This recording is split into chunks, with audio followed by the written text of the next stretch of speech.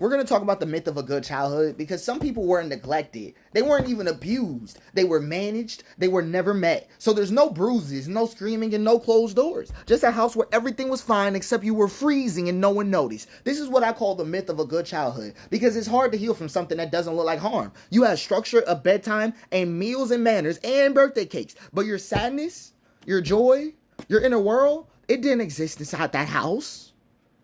We know this.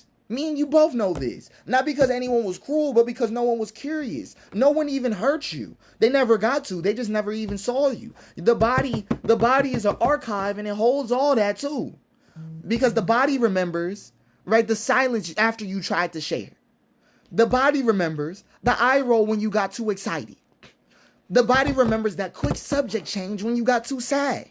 So you stopped asking, you stopped shining, you shrunk into your range of all your emotions fit into one socially acceptable smile, and you were praised for being easy. The wound wasn't what happened, it was what never did. So now you have an adult who can't call it trauma.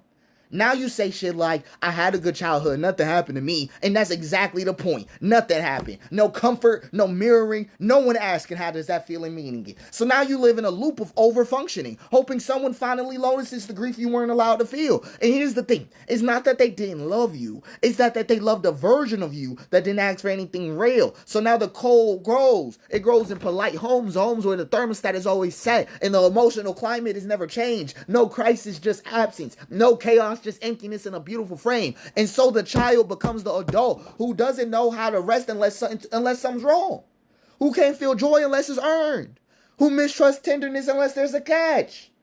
You never learn to feel safe and warmth because warmth never stayed long enough to be trusted. There's no villain here. And that's kind of the hardest part.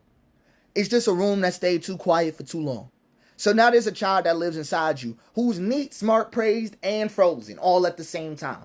Honestly, this is the part 2 to my You're Not Fine, You're Frozen video, and I hope that you can feel it. Because the thing is that you don't need to dig for pain that never happened. You just need to honor the pain of what never did. It's okay if the story isn't dramatic. It's okay if it's valid. It's okay if it's quiet because it's still valid. You deserve warmth. You still deserve the thaw. You don't need everything to be large and in charge. There is like in sometimes in this kind of cases, when these type of people freeze over, they think they can over intellectualize their stuff. They always end up drifting into therapy speech, real aggressively in the therapy speech. They'll talk about how they could they touch their focus points and they remember to be feeling held today, and they know how to say all the right things. But the issue is that everyone always knew how to say the right things. They never had permission to say the wrong ones.